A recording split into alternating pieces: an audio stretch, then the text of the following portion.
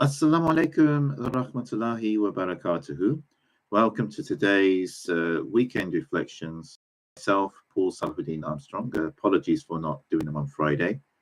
Today, I would like to read from this wonderful book, The Banquet of the Soul by Mawlana Shaykh Hisham Kabbani.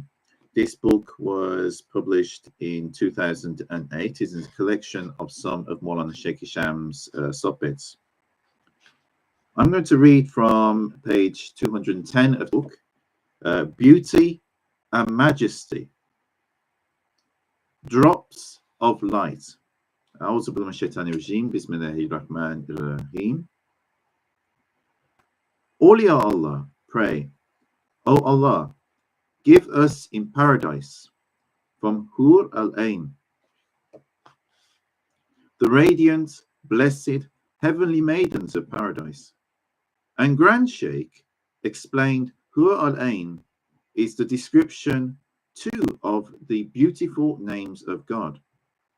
Jalal, beauty, and Jamal, majesty.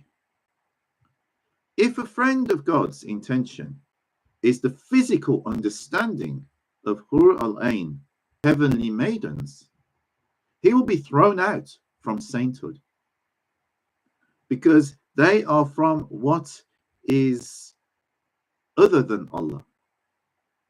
The intention of friends of God is only Allah and His Prophet ﷺ. They are not interested in anything else. Grand Sheikh said, I am not talking to you of something that was heard before, but I am bringing to you from the realities that manifest from one moment to another, from hayat, something that has life in it, from realities, and from what he gives of favors, niyam, and from whatever he gives from something that appears always without end. And the distributor for all of that is Sayyidina Muhammad sallallahu alaihi wasallam. And that is why he is titled Abul Qasim. And in every moment there are new realities appearing, and they don't resemble each other, for they are completely unique. Grand Sheikh, that's Abdullah Fayez Dagestani, continued, God, the Exalted, does not leave us. He is creating more and more, and the Prophet ﷺ is distributing more and more. If what he is sending were to manifest more than what he does, the wheel of this world would stop moving. People would no longer be looking to this world, and they would stop acting for this world completely and only look to the hereafter. In that case, there would be no more generations to come, as everything would stop, i.e., even relations between husbands and wives. So if that tajalli manifestation opens to anyone who is not a friend of God, because only the friends of God have the capacity to hold it, they will stop whatever they are doing, or run away from society to a cave or to the jungle and stop doing anything. In Muslim countries, you find people in that state, and they want nothing to do with the world. They were unveiled to those realities and are so attracted to the divine that they become majahib, in a trance, completely disconnected from this world, and only Allah can bring them back. So here are a few points so far. In the first paragraph, Mawlana Shaykh Hisham discusses something that Grand Sheikh taught him about Hur al-Ain. This is commonly understood as heavenly maidens that will accompany the believers who are granted paradise. And some people understand that in a very literal, almost physical way. Shaykh Hisham is warning against that. He's saying that actually this is talking about a spiritual reality. It's talking about something profound and far beyond that. And if we are thinking about it in that way, then we will lose the potential for sainthood, because this is to do with the heavenly paradise. It's not to do with earthly relations here on this earth. And if we are looking at these heavenly this idea of heavenly maidens and imagining it as something that we want, we are desiring something other than Allah. And the awliya Allah only desire Allah. They see everything as coming from Allah and everything as returning to Allah. Indeed, this is, inna lillahi wa inna ilayhi raji'un. This is the essence of the meaning of that verse that we recite when someone passes away, that we belong to God and we return to God.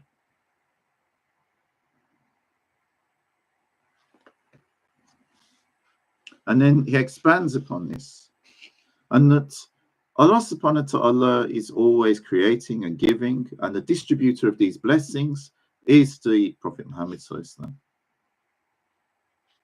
Also, a point about this understanding, this realization, if it comes upon someone who's not ready for it, that they can end up abandoning their reality, their responsibilities in this world, because it is such a profound experience that if you don't have the self-discipline to be able to stick to your responsibilities and what you're supposed to be doing, you might end up running away from society. If you're married, you might run away from your wife or your husband and your children and just go and live on the mountain or in the jungle. And there's, stories of this throughout history of people who've done that, both within the Muslim tradition and even people from other communities. But of course, if everybody started doing that, civilization would collapse, society would fall apart. And this is why my sheikh taught me that you've got to live. My first sheikh, he taught me that it's important to strive for sainthood, but the best way of doing it is within society. It's easy to be a saint if you're living on the mountain or living in the jungle and away from people. But when you have all of these difficulties and temptations and challenges of daily life, if you somehow manage to do, for the most part, the right things in that situation and remember Allah and do good, that's true sainthood.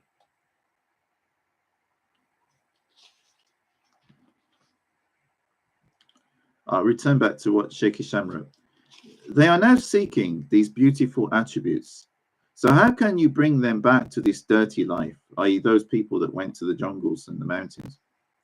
To such as them, this world has become something of no importance.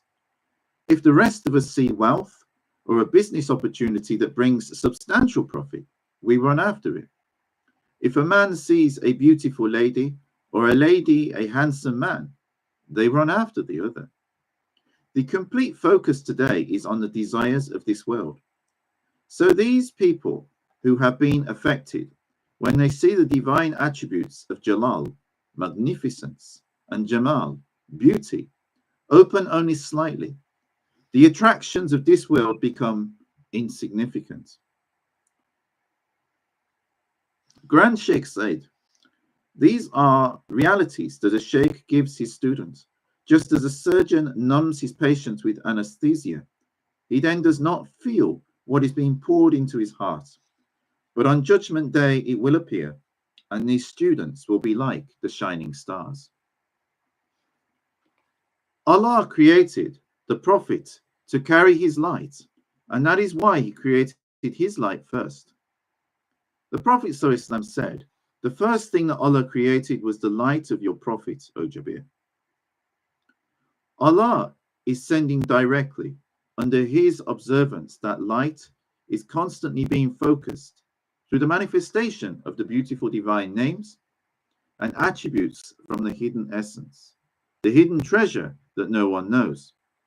From the hidden treasure, that manifestation comes and falls upon the Prophet ﷺ, and the light of the Prophet ﷺ was molded with that. We explained previously in another series of associations that Grand Sheikh said the light of the Prophet ﷺ was in a lamp and was molded with the beautiful divine names and attributes. And from the sweat of the Prophet ﷺ that is generated by his shyness overtaking all these knowledges, his light begins to shine more and more. And from that, a drop emerged. And from that drop, Allah created the remainder of the 124,000 prophets. And from the succeeding drop, Allah created Sayyidina Abu Bakr as-Siddiq. From the residue of the light of Sayyidina Muhammad sallallahu Allah molded the reality of Sayyidina Abu Bakr as-Siddiq. And from the residue of the light of Sayyidina Abu Bakr as-Siddiq, Allah created the light of the students and apprentices of the Naqshbandi Sufi order. From that light of Sayyidina Abu Bakr, our light was created, and everyone takes his children with him, meaning his spiritual children. Sayyidina Adam alayhi salam is the physical father of the human race, and Sayyidina Abu Bakr as-Siddiq is the spiritual father of all students of the Naqshbandi Sufi order, and they have been granted tawada, humbleness, a light beyond prison walls. Grand Sheikh said, although we still have arrogance, we struggle with it, but you can still find humility with those students. That is why we don't hate the people of beards. We love them, and we love sheikhs. We love the elderly. We don't look to them in a bad way. Today, some people look at the people of beards in a bad way. Some tariqats have no respect for all the people of beards, and in some tariqats, they say men must be clean-shaved and completely normal Western dress is their tariqah. Although dress isn't an issue in order to make one in or out of tariqah, but it symbolizes the love for what you believe in. The father of Awar, souls, is Sayyidina Abu Bakr. In the Association of the Friends of God, Sayyidina Bayazid al-Bistami said, Abu Bakr as-Siddiq is going to fill 4 paradises with the intercession of the Prophet ﷺ. And it is a shame that we remaining friends of God cannot fill the rest. Grand Sheikh said, Sayyidina Shah Naqshband will also fill 4 paradises. And so, how can Abu Bakr fill 4 and Shah Naqshband fill 4? He answered, it is light upon light.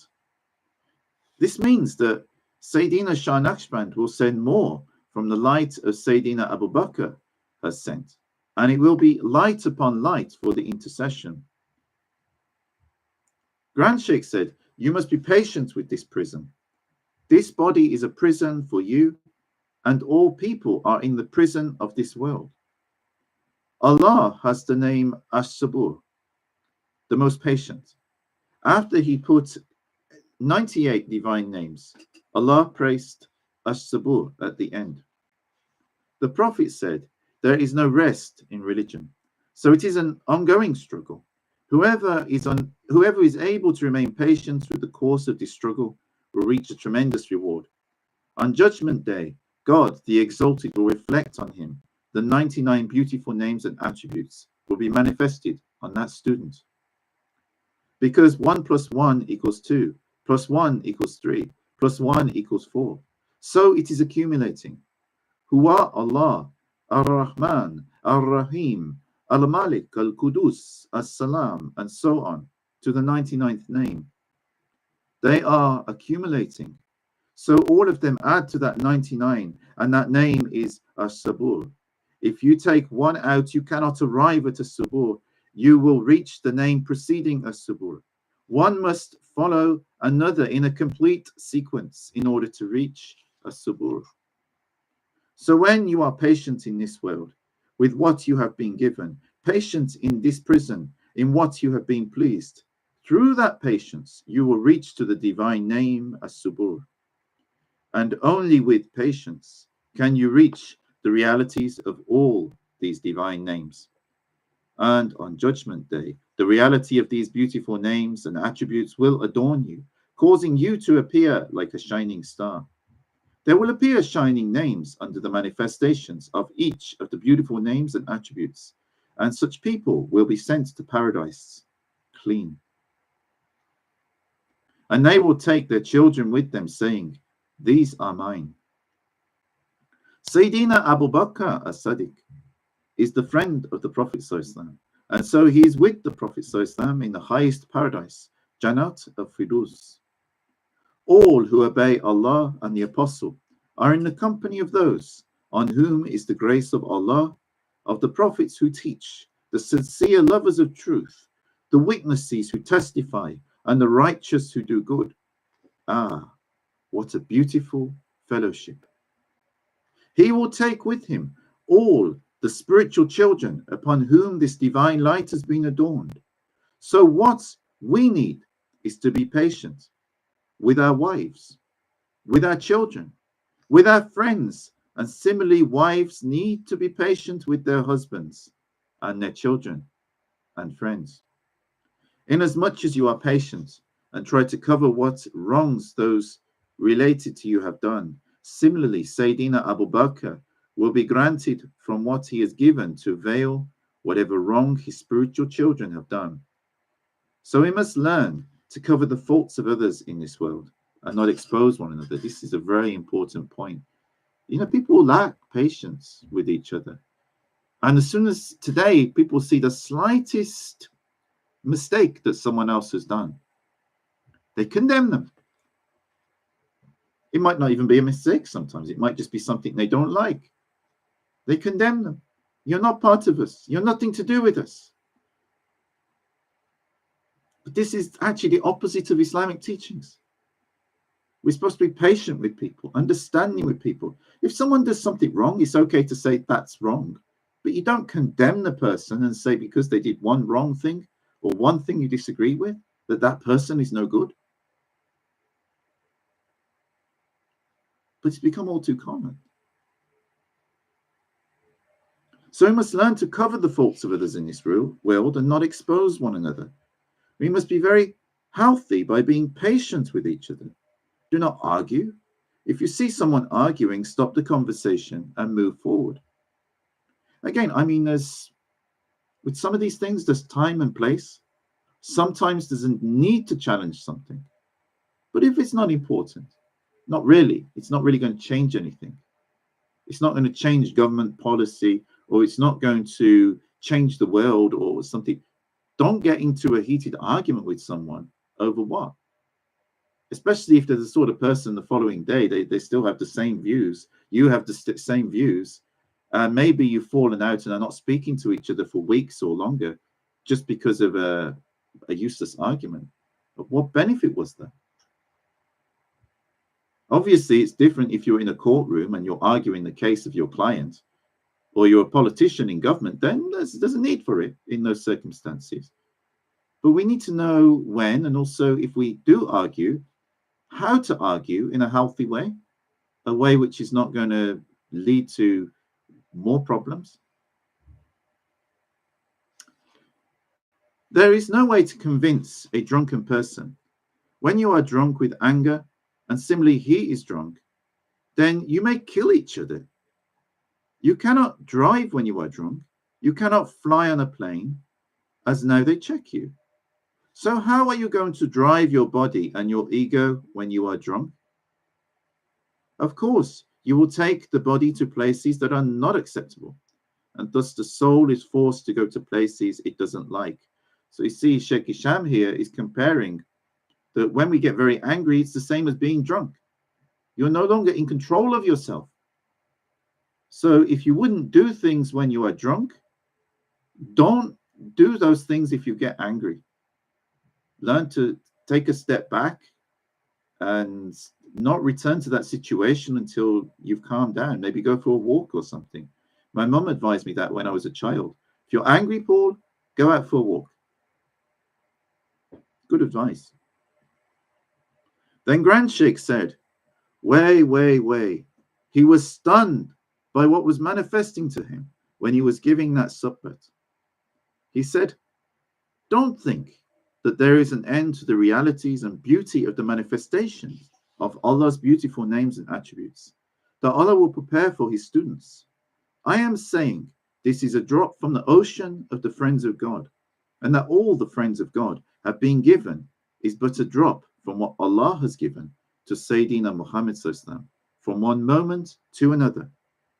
And no one knows all the rest of these moments except the Prophet. All of these moments are from what Allah is preparing for Sayyidina Muhammad, for the friends of God, and for the whole community. So imagine what is stored up for the community. It is impossible to comprehend, for it is beyond the mind. Assalamu alaikum. Grand Sheikh continues, whoever Allah has granted of levels, realities, and manifestations that he will be given to human beings, no one can take away. What Allah gave is what he has granted in the past, in the future, and the present. You cannot reduce it or eliminate it. The one controlling that is Allah.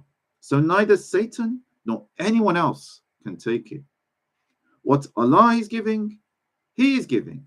And what He granted, He granted. And there is no change in that. Grand Sheikh elaborates further. From the time of Sayyidina Adam alayhi salam, how many people have come and gone? How many sins did they commit? If from the time of Sayyidina Adam alayhi salam until today, you add up all of the sins that the children of Adam have committed, and if one person today were by himself to commit all of those sins, still there is the possibility that he can receive guidance and that Allah will forgive them. How? To do so would be but a drop of an ocean of His rahmah, mercy. The book, the kitab, is Mawlana Shaykh Hisham Kabbani. It's called Banquet for the Soul, Fine-Tuning the Seeker's Approach to the Divine Presence. It's the this talks of Mawlana Shaykh Hisham. Allah's mercy is endless and His guidance is endless. So if sins were committed non-stop from the time of the first man until now, one drop from the ocean of Allah's mercy would be enough to cover them. Even in this example, we cannot adequately express the meaning of Ar-Rahman and Ar-Rahim. Allah guides and gives mercy without limit. What limits everything is not the sins, but our arrogance. It means when you truly see yourself, you will see the idolatry in your actions.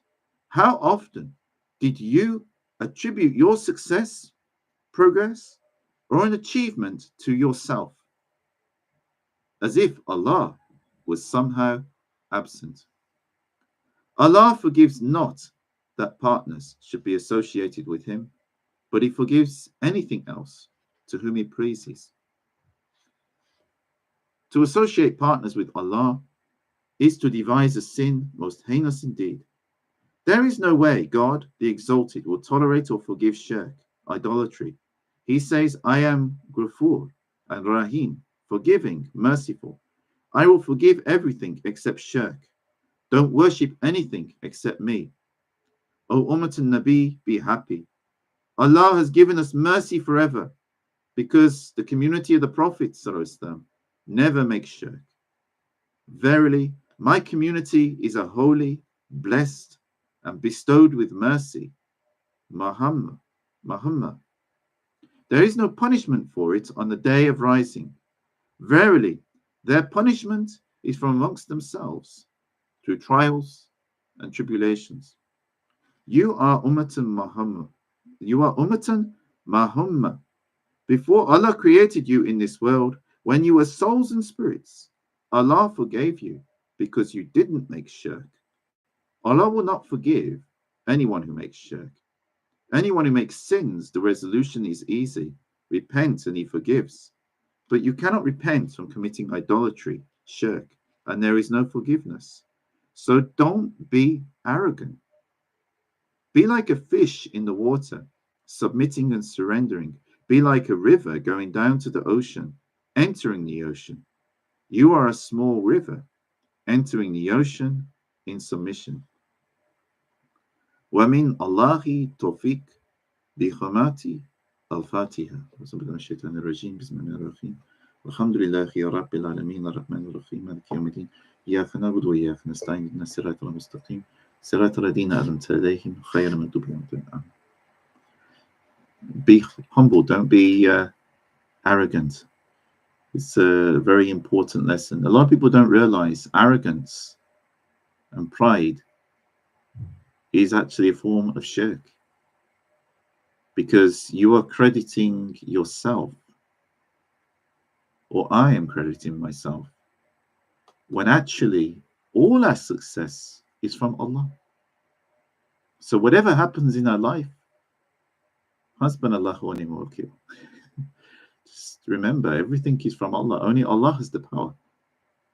And that doesn't mean that we don't do what we need to do and work hard and do all of that. But remember, you know, the strength in your arms, the intelligence that you have in your head, your health, everything is given to you by Allah. Allah gives you all the tools. And not only Allah, although everything comes from Allah, but Allah also gave that to all the people around you in your community. So we also have to give thanks to the people around us as well, because the Prophet ﷺ said in a hadith that if you haven't thanked people, you haven't thanked Allah. And all of us are part of communities. So we must always give thanks to Allah. And remember, our success always comes from Allah. And give thanks to the people around us who've supported us. Because none of us is an island. Not one of us has achieved anything by ourselves. I hope you enjoyed and benefited from that. And look forward to seeing you tomorrow for my sohbet and Sufi meditation. Also on Tuesday, for those of you in Birmingham, you're most welcome to come along at 5:30 to the University of Birmingham Multi-Faith Chaplaincy, because we are hosting Professor Joel Haywood, and he's going to be talking about the leadership of the Prophet Muhammad SAW. So I hope you can join us for that, and I look forward to seeing you soon. Assalamu alaikum wa rahmatullahi wa barakatuh. May the peace and blessings of God be with you all.